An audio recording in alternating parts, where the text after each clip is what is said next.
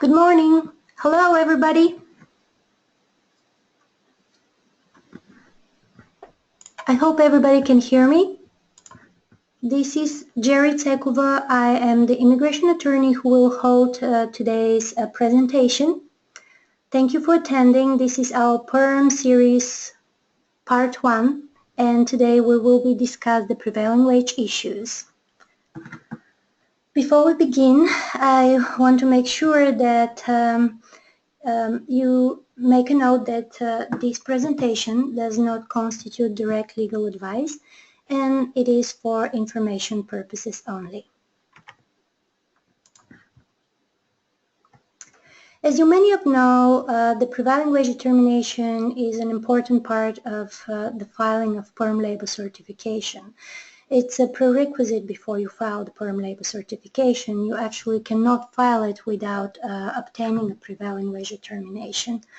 And usually when I start working on a case, I will review, draft, and strategize it with my client, as well as I make sure that the salary, the wage that I will receive is something that will match my client the salary that my client offers to the foreign national.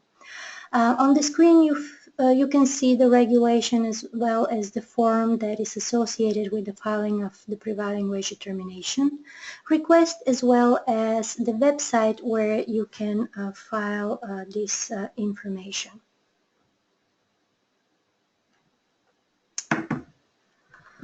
Why the prevailing wage determination is important? It is because for the regulation for PERM labor certification, the employer has to match the prevailing wage determination. They cannot go below it as long as the prevailing wage determination is the salary that is offered to the foreign national is higher or matches the prevailing wage determination issued by the Department of Labor, then the employer may move forward with the PERM labor certification. When you prepare your case and when you file a prevailing wage determination, the Department of Labor will need to review the job description. They also want to see the job title, the requirements for the position, and the location for the position. They will also review the type of employer that is filing this. Let's say if it's an educational institution, then the Department of Labor will most likely use a wage survey that is associated with wages for educational institution. Therefore, the information that you provide with regarding to the prevailing wage determination is extremely important. When issuing a prevailing wage determination, the Department of Labor will assign ONET code wage level for the position. Based on that, you can this information is important because when you file your PERM labor certification, some of the questions that are asked on the form are affected by the code that is assigned for the position. One of the questions on the PERM labor certification are actually asking whether the requirements for this position are normal for the position. So whether you should answer yes or not, it actually depends on the ONET code that is assigned on the Department of Labor on the prevailing wage determination. An issue arises when the prevailing wage determination that you receive has a wage that is higher than the wage that is offered by the employer.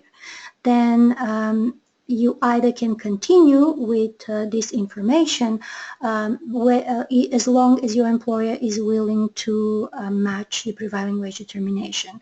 Part of our job as an attorney is to advise our clients and warn them of possible issues, as well as find a way to accommodate and find the appropriate wage survey and obtain a wage determination that will correspond with the wage that is offered to the foreign national.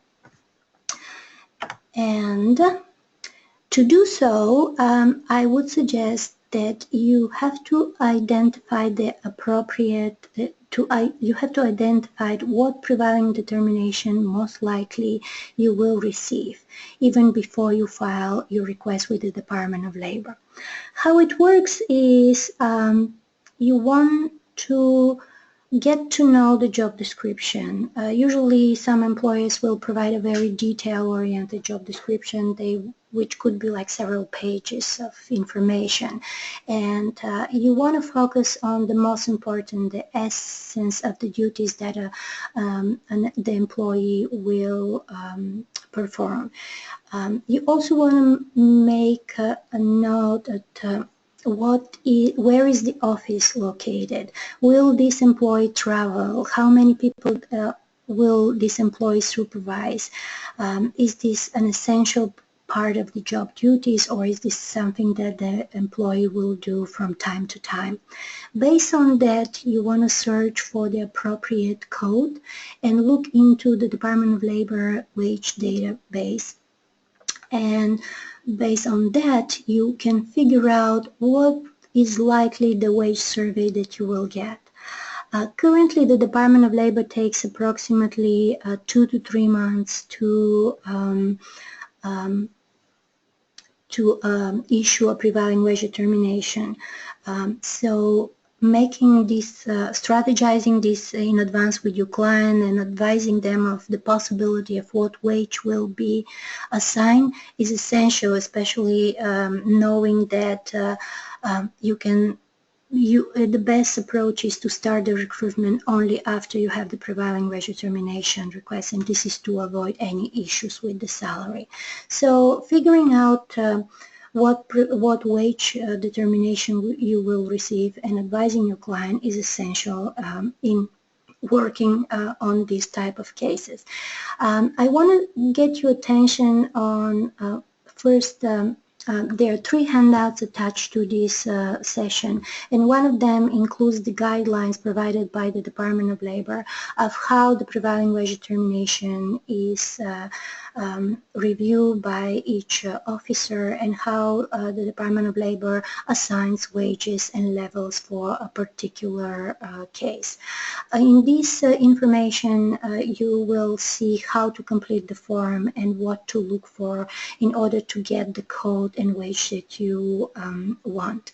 To start, first, when you draft your job description, talk to your client, figure out what is important, what the actual requirements are. Once you have these, then look at what will be the appropriate wage survey to suggest to the Department of Labor, or what is the wage survey that the Department of Labor most likely will apply to your particular case.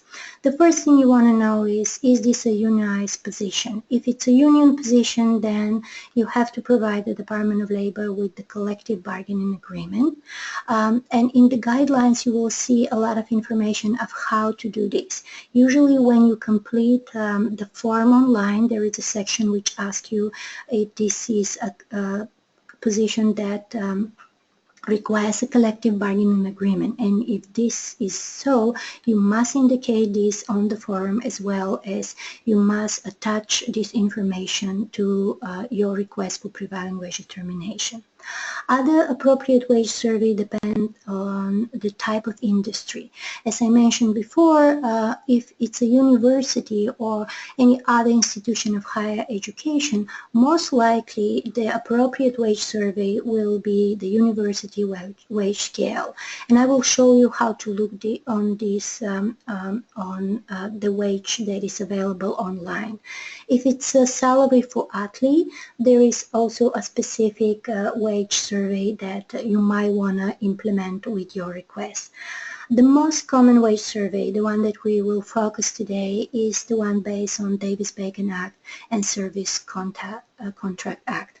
This is available on this website, the Foreign Labor Certification Data Center. The center includes approximately over 800 job description and wages associated with this description.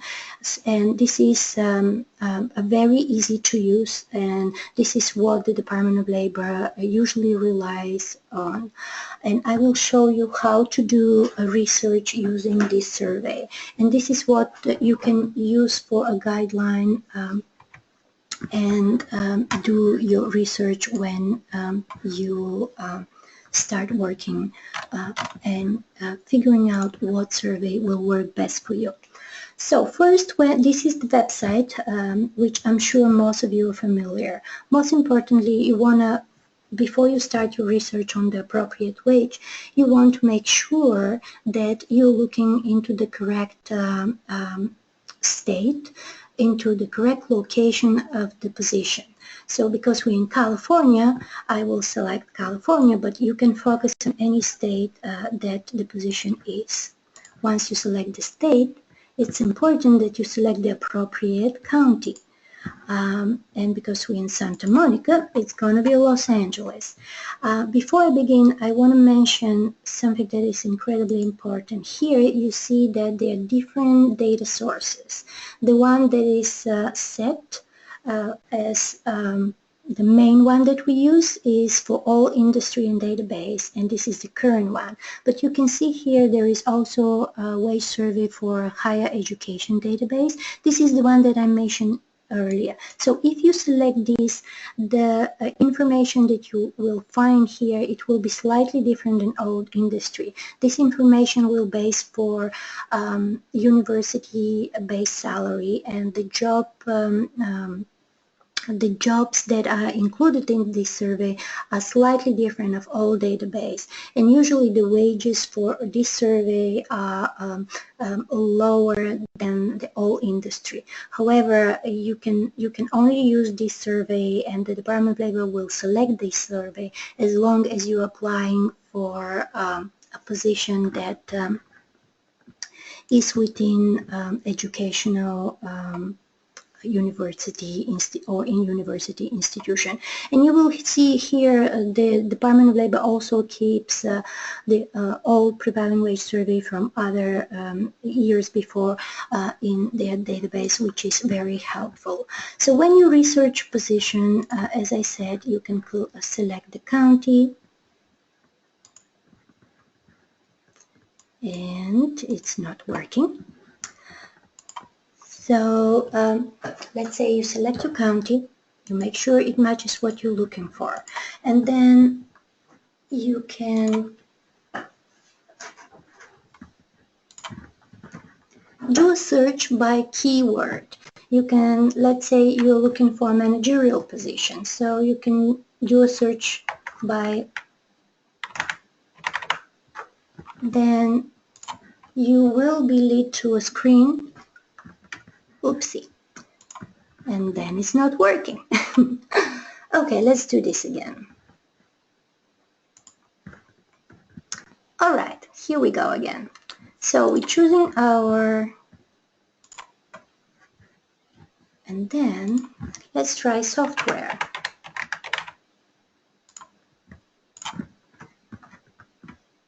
And you will see the wide range of positions that are related to this case search. You can go over them and figure out what works best for the job duties that you are working for.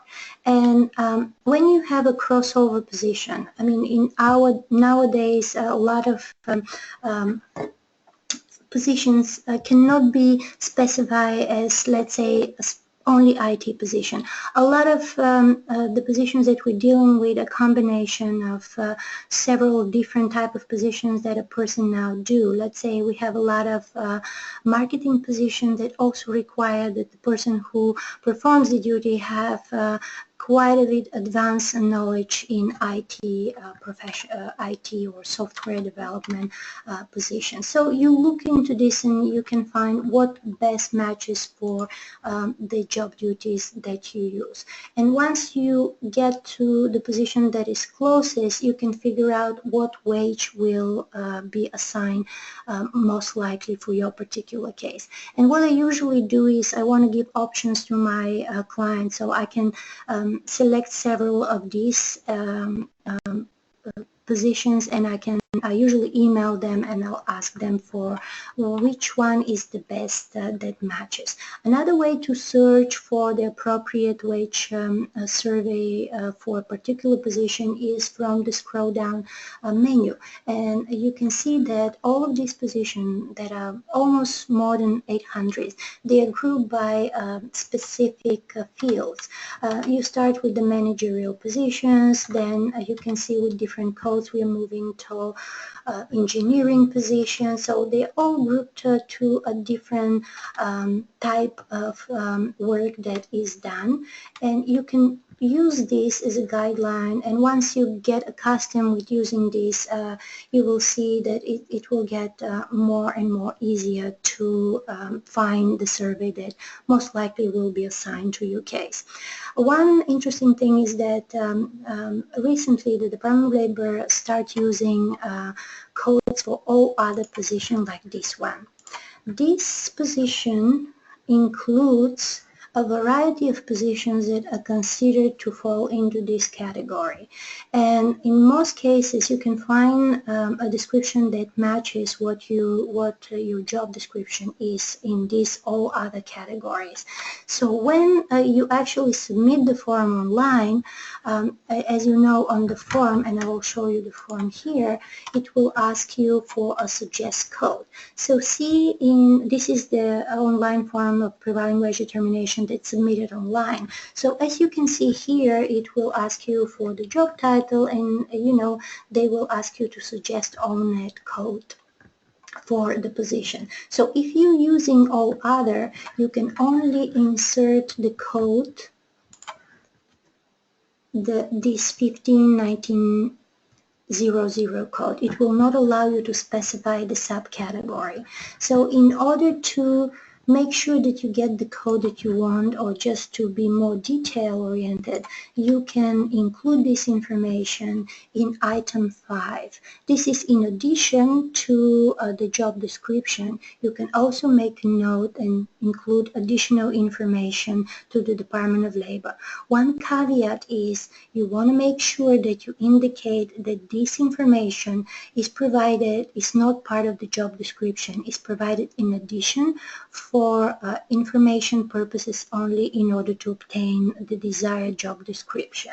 So this is something that I find very helpful, and this is actually something that was mentioned on this year ALA conference during the Department of Labor Allianz information that was done. So let's go back to our presentation and move forward with the next slide.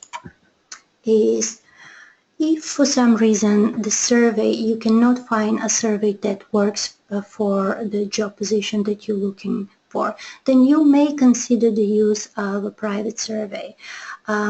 The Department of Labor has the option when you submit your prevailing wage determination request, and you can see on the right side of the screen, there is an option where you can select a survey that is provided by the employer.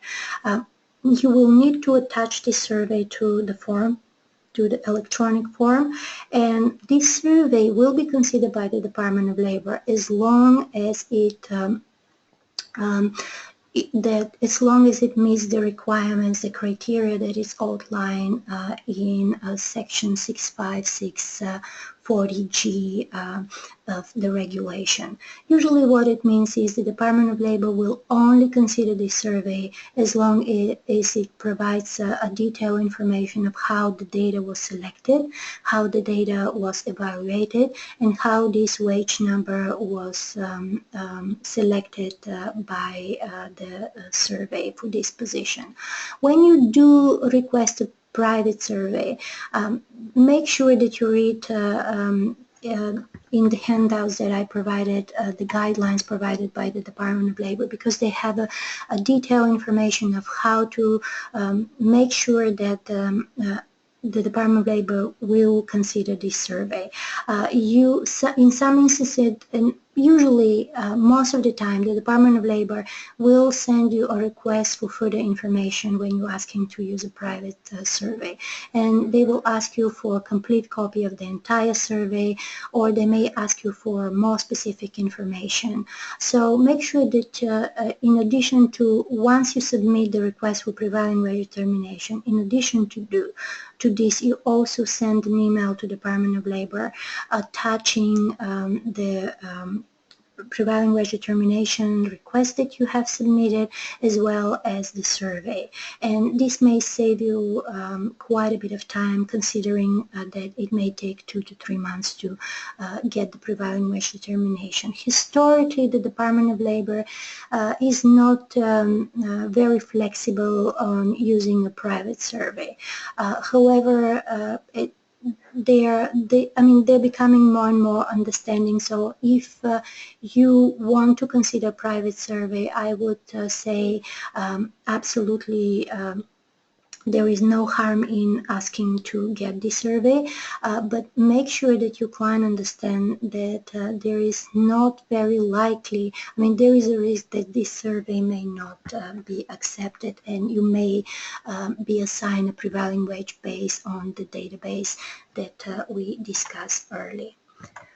So over here, I want to get your attention of how to select the appropriate job code. As I mentioned before, when you look into the data center and their information, let's say you want to look, you select one position and you think, okay, this matches the closest to the position that I'm working for. So you want to look at this, and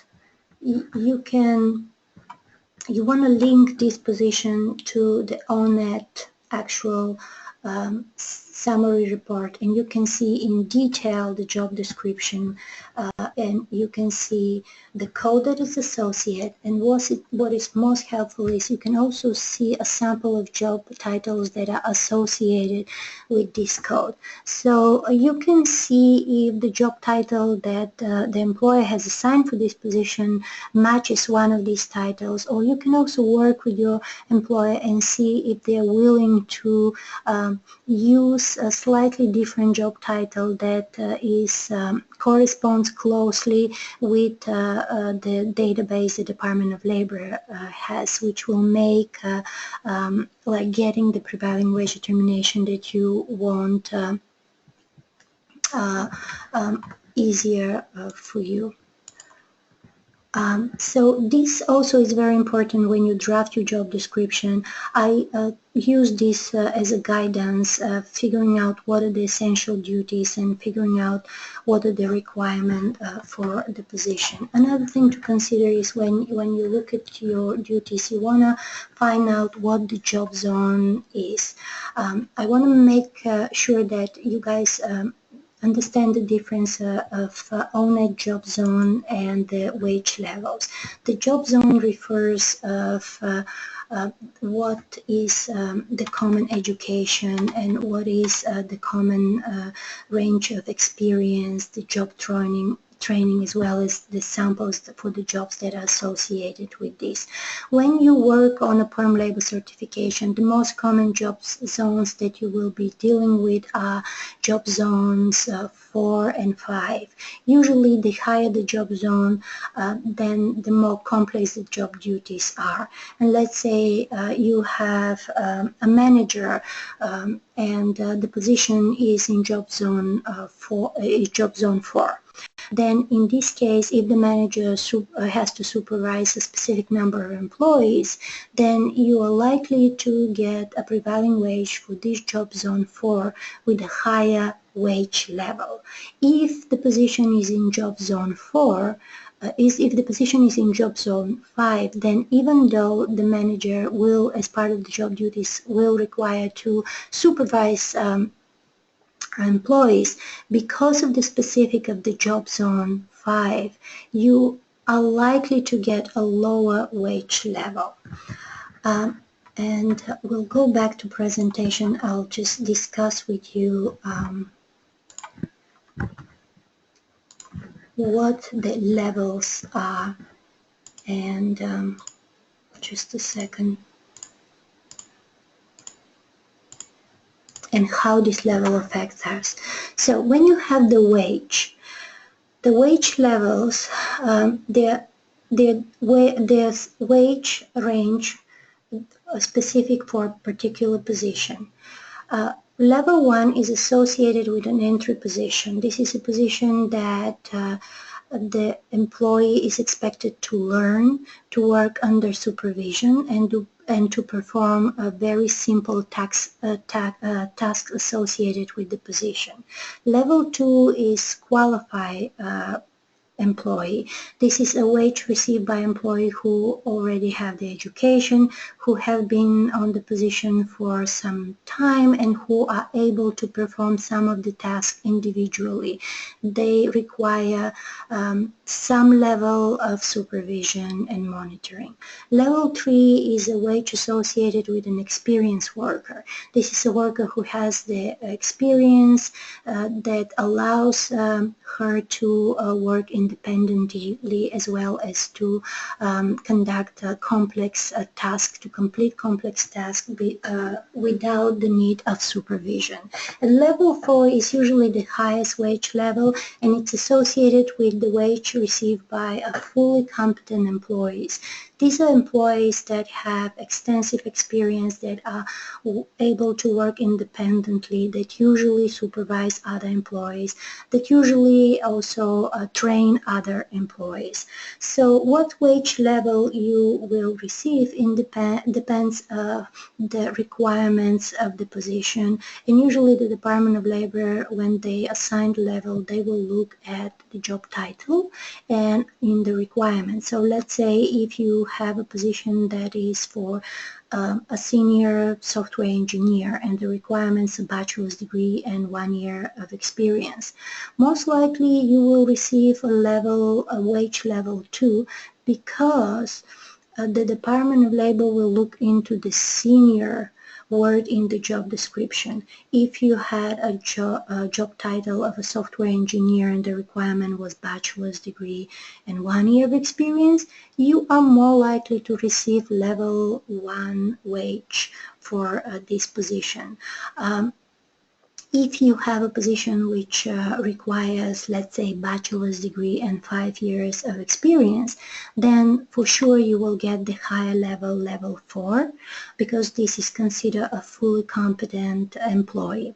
Another thing to consider is, if once the Department of Labor, once they assign the level of the position, they will look of any additional requirements that the employee in this particular position have to complete. And the requirements that will trigger a higher wage level are usually if there is a travel requirement, if there is a language requirement, if there is a licensing requirement, and of course if this is a supervising duties. This is where you want to make sure, let's say if you have a managerial duty, a managerial position, then the supervising of others is part of the essence of these duties. So most likely having to supervise others will not trigger an extra level, depending on how many and what type of employee you will supervise. So these are very important things to consider when you advise your client of what the possible prevailing wage will be. Once again, I want to get your attention on looking into the handouts that are provided, and more importantly looking into the guidelines, because they also provide a chart that the Department of Labor uses in determining the wage level and how they use a point system in figuring out whether the wage level will be higher or lower. With this, we will end today's presentation. As you can see, this is my phone number and email address, and I will encourage you to email me your questions, and I will make sure to address them and post them online. Thank you for your participation today. I hope to see you during our next presentation on July 28, which will discuss the recruitment process with the PERM labor certification. Thank you and have a good day.